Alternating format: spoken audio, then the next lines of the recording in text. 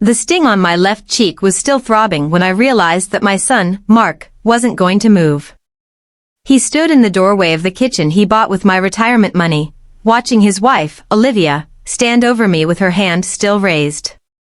He didn't roar in defense. He didn't demand she leave.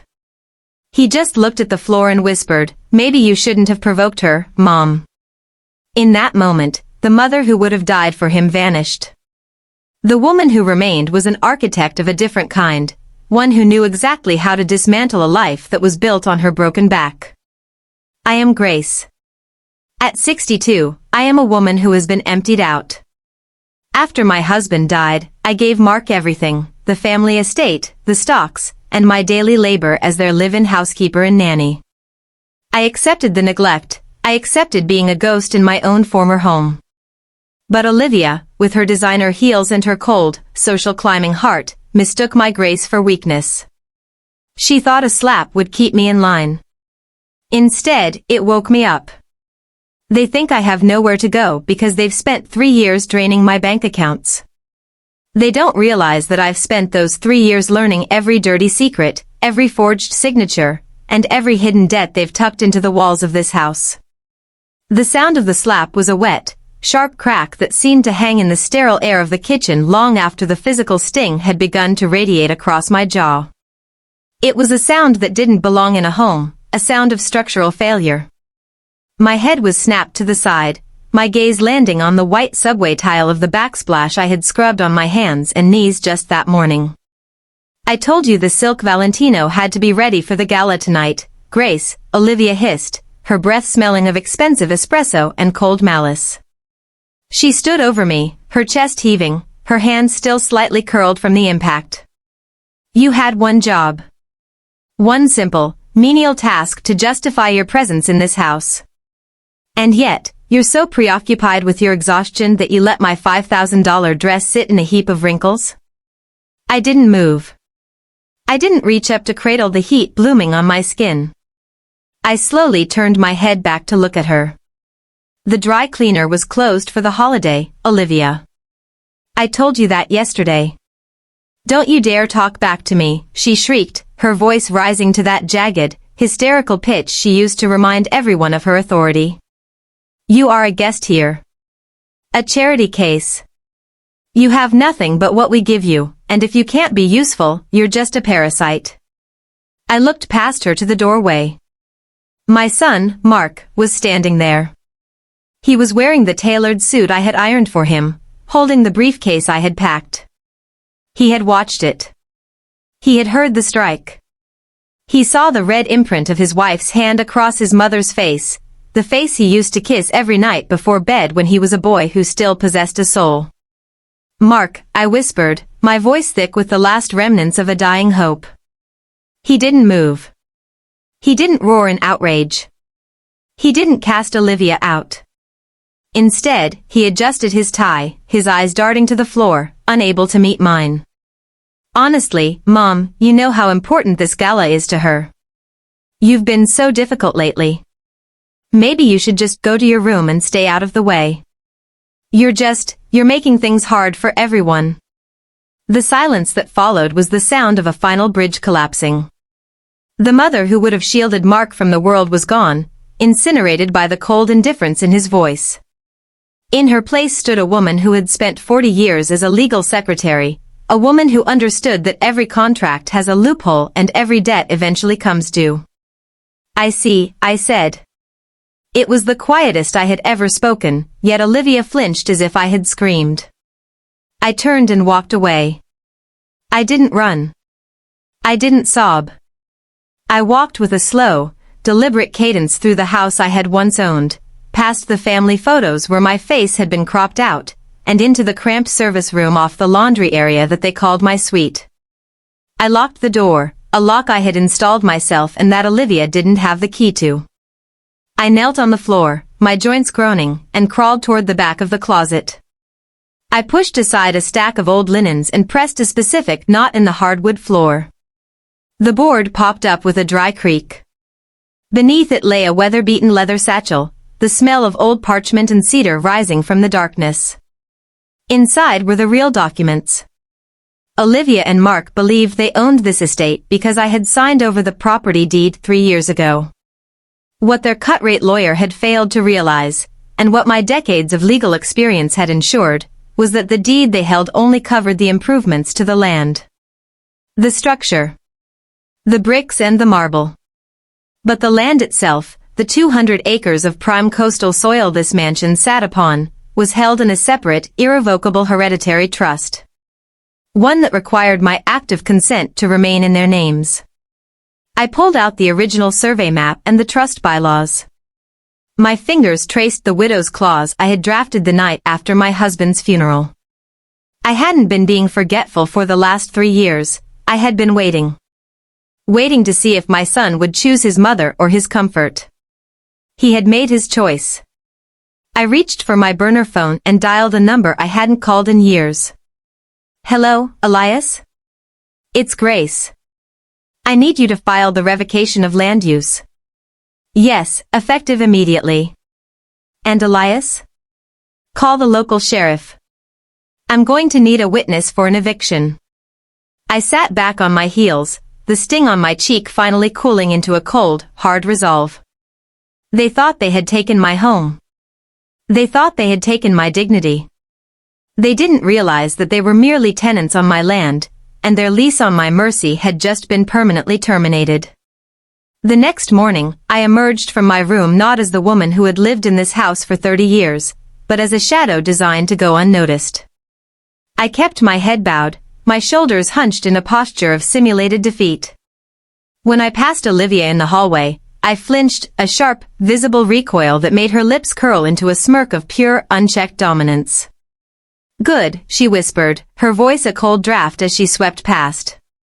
At least you've finally learned your place. I played the part of the broken woman with the precision of a stage actress. I moved through the halls with a soft, shuffling gait, avoiding eye contact with Mark, who looked at me with a mixture of guilt and relief. He found it easier to believe I was broken than to acknowledge he had stood by while I was shattered. My silence was his comfort, and I gave it to him in abundance. But behind the mask of the submissive servant, my mind was a high-speed processor, recording every variable. Every time Olivia barked a demeaning order or made a cruel comment about my waning mental faculties, I made sure my phone, tucked discreetly into my apron pocket, was capturing the audio. Every bruise she left on my spirit was being translated into a digital timestamp. The real breakthrough came on Thursday, while I was cleaning Olivia's private dressing room, a sanctuary of vanity that she deemed me too dim-witted to understand. She had left her laptop open on the vanity, the screen glowing with a complex series of spreadsheets. She didn't bother to hide her work from me anymore. To her, I was no more a threat than the vacuum cleaner I pushed across the rugs. As I polished the gold-leafed mirrors, I stole glances at the screen. I saw names of shell companies I recognized from the estate's old ledgers, entities that should have been dormant. I saw jagged lines of red and black indicating massive transfers of capital from Mark's corporate development fund into a private offshore account in the Cayman Islands. Olivia wasn't just a social climber, she was a parasite draining the very host she claimed to love. She was embezzling millions, skimming off the top of Mark's success to build a golden parachute for herself. My heart hammered against my ribs, but I kept my movements steady. I reached into my pocket, pulled out my phone, and began taking high-resolution photos of the screen. I captured the account numbers, the forged digital signatures, and the logs of late-night transfers. "What are you doing in here so long?" Olivia's voice cracked like a whip from the doorway. I didn't jump. I let my hands shake just enough to look like a frightened old woman. I dropped my cleaning cloth and scrambled to pick it up, keeping my back to the laptop. "I'm sorry, Olivia," I whimpered, my voice small and trembling. The dust on the baseboards. "I was just trying to make it perfect for you." She stepped into the room, her eyes narrowing as she looked at me with profound disgust. "You're pathetic, Grace. Truly. Look at you, trembling like a leaf. Get out. And if I find one speck of dust on my jewelry boxes, you won't like the consequences." I scurried out of the room, my head low, the phone heavy and hot in my pocket. I had everything I needed. She thought she was building a secret empire on my silence, but she had actually handed me the match to burn it all down.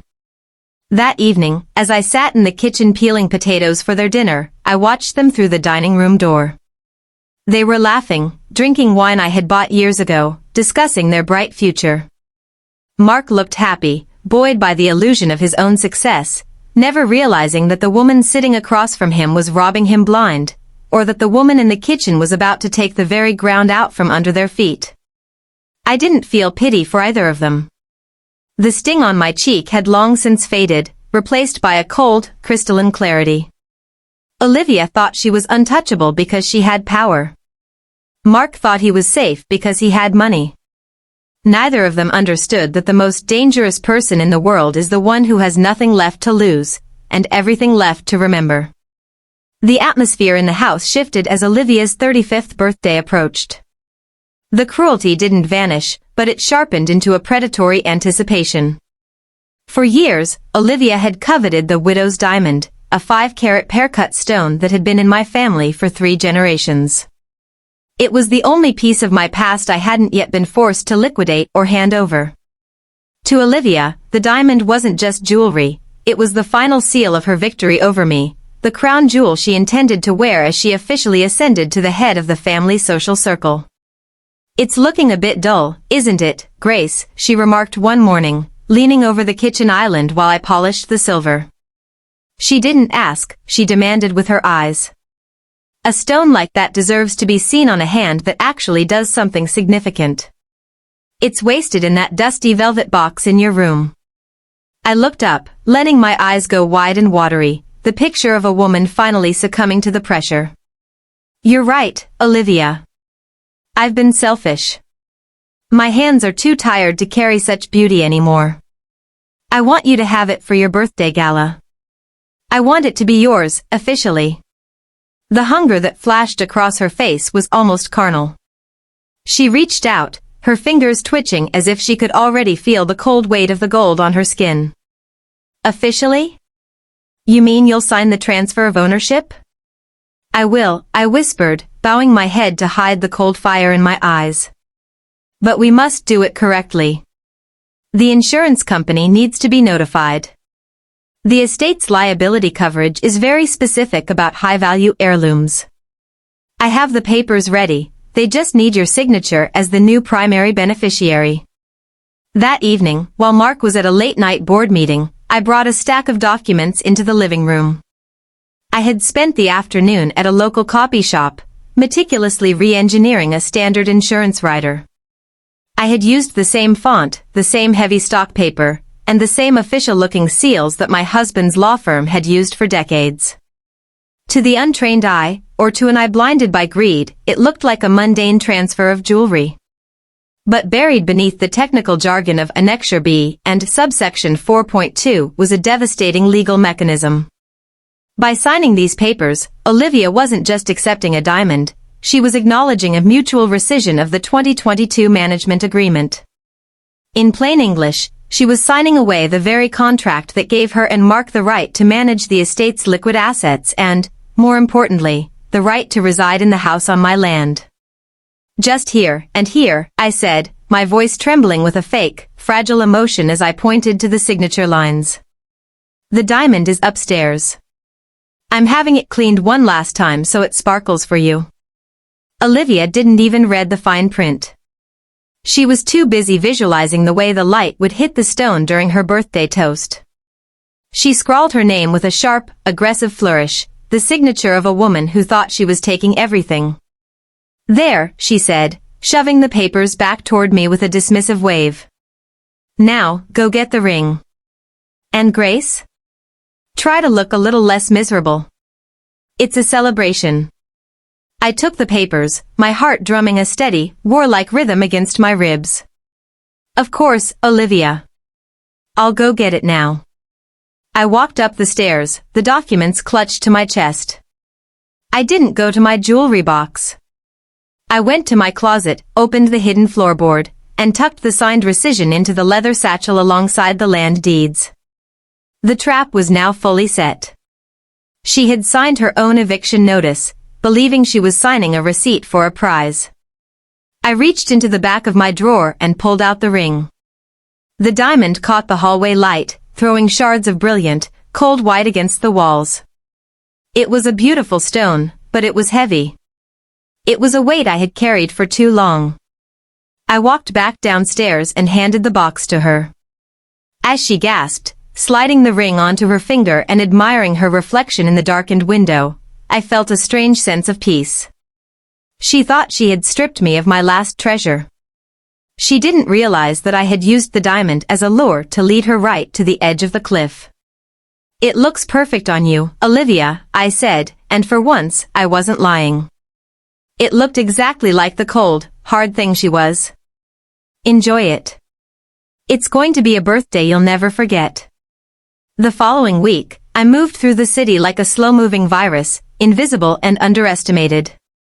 I began attending the morning tea service at the chapel and the local community garden, places where the elite's house staff and the neighborhood's oldest gossips congregated.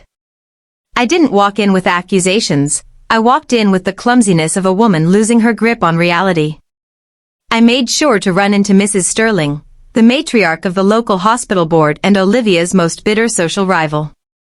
I stood at the bakery counter, my hands trembling as I fumbled with my purse, allowing a few accidental printouts of Olivia's private shell company ledgers to flutter to the floor.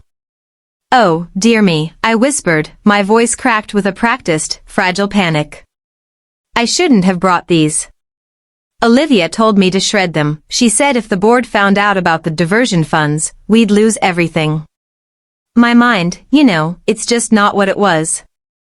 Mrs. Sterling's eyes narrowed, her predatory instincts sharpening as she helped me gather the papers, her gaze lingering just long enough to memorize the offshore account names and the jagged red lines of Mark's hemorrhaging corporate funds. I saw her hand slip a particularly damning sheet into her own handbag. I didn't stop her. I simply thanked her with a vacant, tearful smile and shuffled away. The poison was in the well now, I only had to wait for the village to drink. Within 48 hours, the atmosphere in the high society charity circle began to sour. Invitations that Olivia lived for, the exclusive luncheons and the gallery previews, suddenly stopped arriving. I watched from the kitchen as she checked her phone obsessively, her face twisting into a mask of confused rage as her friends stopped returning her texts. The whispers had begun. The image of the boss babe was being replaced by the specter of a desperate embezzler. And the best part was that Olivia had no one to blame but the senile mother-in-law she had spent months telling everyone was incompetent. While Olivia paced the living room, screaming into her phone at her PR consultant, I retreated to the basement laundry room. Behind the humming dryer, I opened my laptop. It was time to pull the final structural support. Using the master access codes I had harvested from Olivia's vanity, I began the Great Migration. For years, she had diverted Mark's money into her private escape fund. Now, using the very insurance papers she had signed to get the diamond, which included a clause granting me temporary power of attorney over estate-linked accounts, I began rerouting those funds. I didn't move the money to my name. I moved it into a restricted educational trust for the grandchildren, locked behind a legal firewall that neither Olivia nor Mark could touch without a court order. I was draining the golden parachute she had spent years sewing. By the time I was finished, the offshore accounts were hollowed out, leaving only enough for a few days of luxury. She was flying high on an airplane that no longer had fuel, and the ground was coming up fast. "Grace! Where is my white blazer?" Olivia roared from the top of the stairs, her voice shrill with the stress of her crumbling social standing. I closed the laptop and tucked it into a basket of towels. I climbed the stairs, putting on the mask of the submissive, frightened servant. "I'm sorry, Olivia. I was just scrubbing the floors. I'll find it right away." She met me at the landing, her face flushed, the widow's diamond glittering on her hand like a taunt. She didn't notice that the house felt different, that the security of her wealth had vanished into the digital ether. She only saw a woman she could still bully. You're too slow, she spat, pushing past me so hard I had to grab the railing to keep from falling. Everyone is acting so strange lately. It's the stress of dealing with you. You're a curse on this house. I looked at her back as she stormed away. I touched my cheek, where the ghost of her slap still lived in my memory. The well was poisoned, the bank was empty, and the social rot was deep. She thought I was a curse. She had no idea I was the one holding the cure, and I had no intention of giving it to her. The night of the birthday gala arrived with a cold, biting wind that rattled the window panes of the estate, but inside, the air was thick with the scent of lilies and desperation. Olivia had doubled down on the opulence, sensing the shifting social tides and attempting to drown the whispers in a sea of vintage champagne and over-the-top decor. She stood at the center of the grand foyer, a vision in ice blue satin, the widow's diamond catching the light of the chandeliers and throwing jagged, white sparks across the room. She looked like a queen, but to me, she looked like a woman standing on the deck of a sinking ship, unaware the hull had already been breached. I spent the hour before the first guest arrived in front of my small vanity mirror. I didn't reach for the heavy foundation or the concealer I usually used to hide the marks of my life here. Instead, I pulled my hair back tightly, exposing the faint, yellowish-purple bloom that still lingered on my cheek, the physical memory of the slap she had delivered. I didn't enhance it, but I didn't hide it. I let the truth sit there, raw and silent, against the pale landscape of my skin. Grace. Get out here with the silver trays. Olivia's voice echoed down the hall, sharp as a razor. I emerged from the kitchen, a tray of crystal flutes balanced in my hands. I moved with a slight, exaggerated limp, my head bowed just enough so that the overhead lights would catch the bruise with every step I took. As the first wave of guests filtered in, the Sterlings, the mayors, the corporate heads, I became the ghost at the feast. I didn't say a word. I simply moved through the clusters of silken tuxedos, offering drinks with a trembling hand. I saw the moment the first guest noticed. Mrs. Sterling froze mid-sentence, her eyes locking onto my face. I didn't look away. I let my gaze drop to the floor in a display of practiced, fearful shame. The silence followed me like a shadow. As I moved from group to group, the lively chatter died in my wake, replaced by a low, rhythmic humming of scandal. Olivia, oblivious in her arrogance, was busy boasting to a group of investors about her recent renovations. The architecture of this home is finally reflecting our status, she said, her voice carrying across the room as she gestured with the hand wearing my diamond. It took a firm hand to get this place back into shape. Some things just need to be broken down before they can be rebuilt. I chose that exact moment to serve her. I stepped into the circle of investors, bowing low. As I looked up to offer Olivia her glass, the light hit my bruised cheek perfectly. The tech CEO standing next to her actually gasped, his glass rattling against his saucer.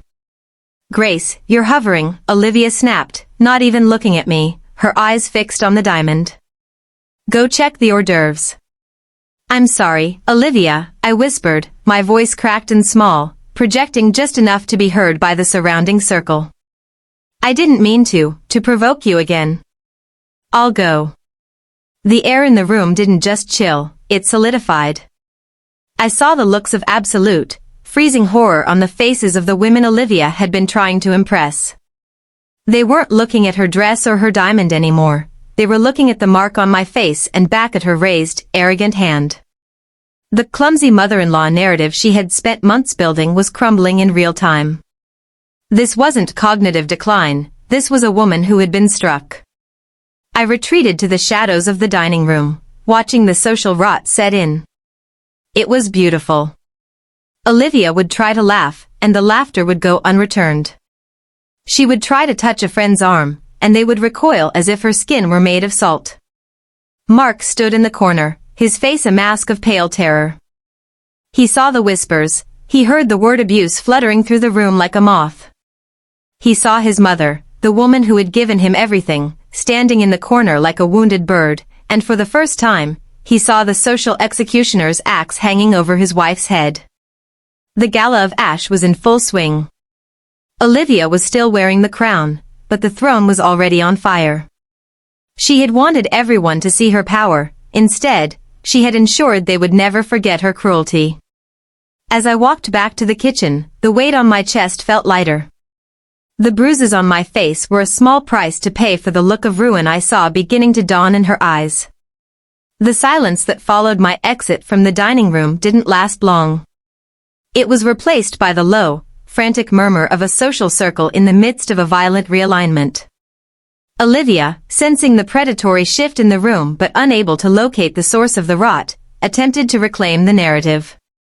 She stepped onto the bottom stair, tapping a crystal spoon against her glass to command the attention of the city's most powerful brokers and socialites. "Friends, family," she began, her voice brittle but loud. "Tonight is about legacy. Mark and I have worked tirelessly to preserve this estate, to ensure that the foundation of our family remains unshakable." I walked back into the foyer, but I wasn't carrying a tray of appetizers this time. I was carrying a manila envelope, and for the first time in years, I was walking with my back straight, my chin lifted, and my eyes locked onto Olivia's. The shuffling ghost was dead. The room went stone cold as I approached the stairs. Mark moved to intercept me, his face a ghostly gray. "Mom, not now. Please, just go back to the kitchen." "I'm done with the kitchen, Mark," I said, my voice ringing out with a legal clarity that silenced every whisper. I turned to the crowd, making sure the light hit the yellowing bruise on my cheek one last time. Olivia is right about one thing. Tonight is about the foundation. Specifically, the ground beneath your feet. I reached into the envelope and pulled out the original land trust deeds. 3 years ago, my son and his wife convinced me to sign over the estate. I signed a deed for the house, the bricks, the mortar, the marble. But they didn't check the survey records. In this county, the land and the improvements can be severed. I never signed over the land. I am the sole owner of the 200 acres this mansion occupies. Olivia's laugh was a sharp, ugly sound. "You're delusional, Grace. You're confused. We have the papers." "You have the papers for a house that is currently trespassing on my soil," I replied. I pulled out the insurance document she had signed for the diamond, the one that rescinded her residency rights. "And as of 10 minutes ago, your lease on my mercy has been terminated. This is a formal notice of eviction. You have 72 hours to vacate the property." A collective gasp rippled through the room. Olivia's hand flew to her throat, the widow's diamond catching the light like a dying star. "You can't do this.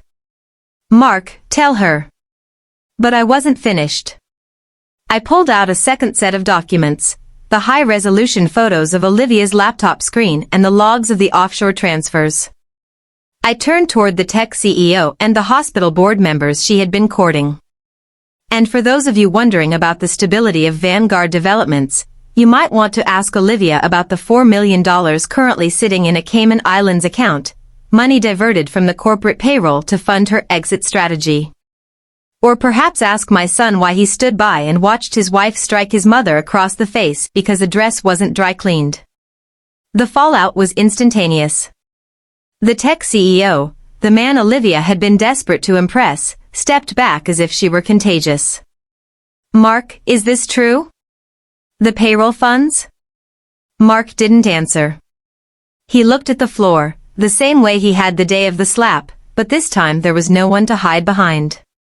He was a man without a home, a man without a career, and a man without a mother. Olivia lunged toward me, her face contorted into a mask of feral rage.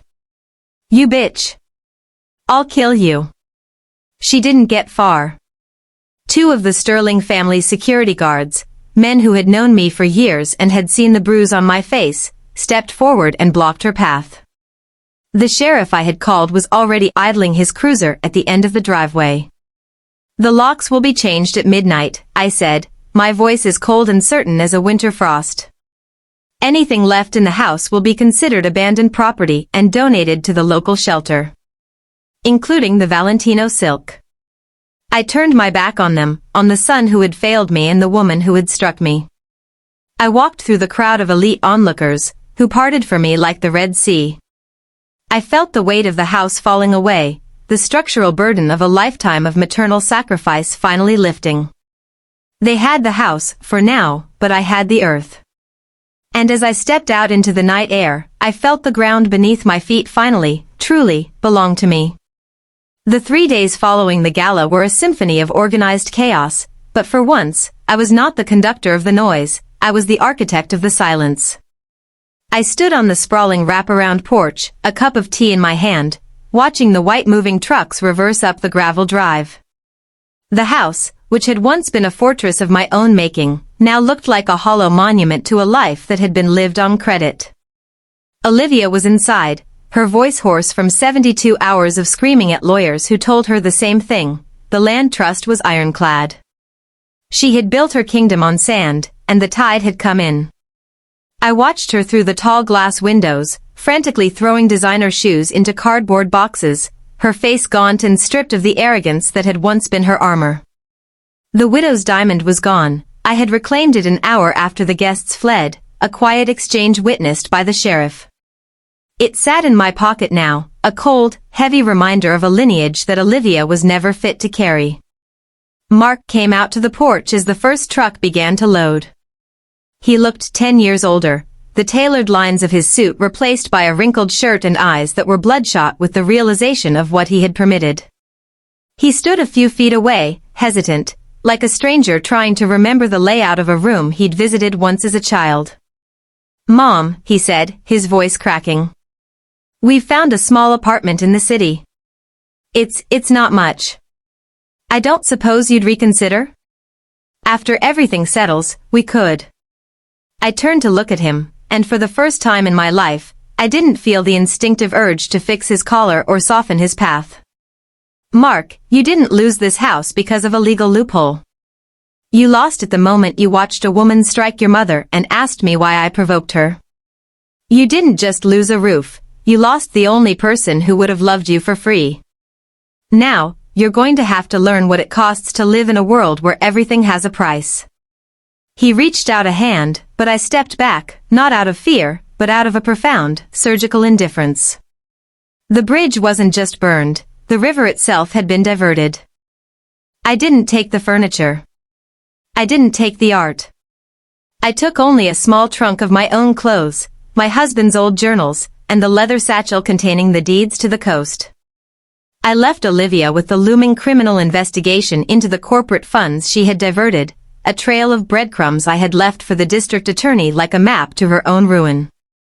I left her with the legal fallout that would ensure she spent the next decade in courtrooms instead of ballrooms. I walked down the porch steps for the last time. My movements were no longer the shuffling, fearful steps of the confused grandmother. My back was a straight, unyielding line. The bruise on my cheek had faded to a faint, silvery shadow, a scar that had become a badge of my own liberation. I climbed into my modest sedan, the one Olivia had mocked for being out of date. I settled into the driver's seat, adjusted the rearview mirror, and looked at the house one last time. It was just a pile of bricks on my land. Soon, I would have it leveled and return the soil to the trees. As I reached the end of the long driveway, my phone began to vibrate in the center console. Mark. Then Olivia. Then Mark again. The screen lit up with their desperation, their names flashing like distress signals from a sinking ship. I didn't hesitate. I pulled over to the side of the road, the salty air of the approaching ocean already beginning to fill the car. I didn't block them with anger, I blocked them with a quiet, final grace. One tap, then another. The screen went dark. The silence that followed was the most beautiful sound I had ever heard. I put the car in gear and drove toward the horizon. The road opened up, a long, black ribbon winding toward a cottage on the cliffs where the only person I had to care for was myself. My head was high, my heart was full, and for the first time in 64 years, I was driving home.